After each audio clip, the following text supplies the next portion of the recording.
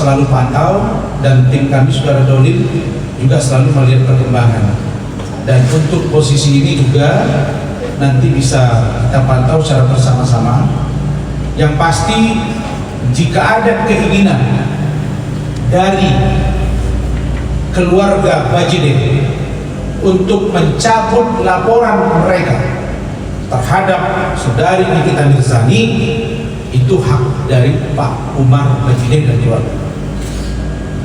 Tapi laporan saya terhadap Nikita Mirzani, baik dugaan penganiayaan, baik dugaan pencemaran nama baik dalam undang-undang IT, tidak akan saya cabut. Paham ya? Tidak akan saya cabut. Silakan kalau mereka mau mencabut, silakan, dan koordinasikan ke kami. Perlu diingat bahwa kantor Ranlofong sudah mengikat dengan cermat dan hati-hati secara hukum.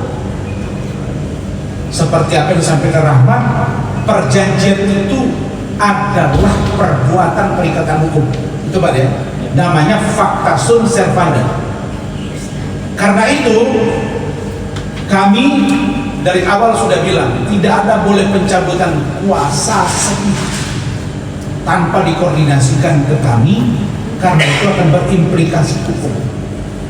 Saya didesak dari sejak megang kasus Fadel sampai dia tersangka, sampai dia ditahan. Kapan Pak Rasman mengundurkan diri? Karena ternyata sudah ditahan. Saya sudah sampaikan ke Rahmat dan tim, memang kami kecewa karena kami duga ada ketidakjujuran dalam persoalan kasus Fadel ini, termasuk dari Fadel sendiri. Saya juga sudah sampaikan berkali-kali, silakan pertimbangkan untuk melakukan laporan polisi terhadap Loli, karena dalam konteks hukum Rahmat pun sudah sampai dengan tim hukum yang lain bahwa perbuatan aborsi oleh Loli atau Laura Mezani yang diakui dalam BAP dia itu adalah tindak pidana, walaupun dia anak di bawah umur. Tapi keluarga Bajide sepertinya ragu-ragu di persoalan ini. Kami tidak paham kenapa mereka ragu. Padahal sebelum Fadel ditahan, saudara lihat di sini berkali-kali di Polres, seorang Bang Hercules, beliau panggil Farhad, panggil Firdaus, panggil saja.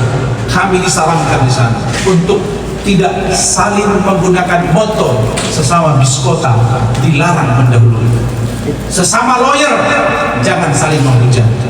Tapi banyak yang belum tahu dan banyak yang bertanya. Saya jawab, saya sebenarnya sejak 2 minggu yang lalu telah resmi ditunjuk menjadi juru bicara dan public relation dari Ketua Umum DPP Grip Jaya Bapak Haji Hercules Rosario Marsal dan Grip sampai jajaran-jajaran di bawah.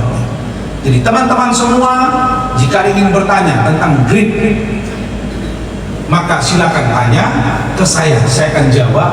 Dan sebelum saya jawab, saya akan koordinasi ke Ketua Umum Bang Hercules dan juga kepada Sekjen dan Ketua Harian, karena inilah lingkup organisasi. Saya terima kasih kepada Bang Hercules, kepada Ketua Harian Pak Anang, kepada Sekjen, kepada Sekjen Pak Zulfikar, dan Waketum Dewan Pengawas lainnya atas kepercayaan ini. Insya Allah saya akan jalankan amanah dengan baik.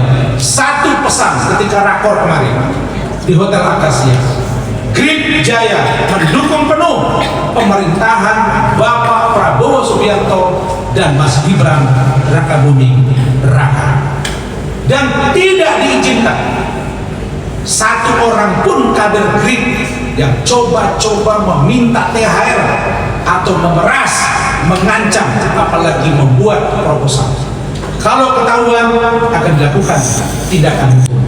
Insya Allah pada pertengahan April atau akhir April akan dilakukan apel akbar ulang tahun Grip dengan menghadirkan lebih kurang 25.000 massa.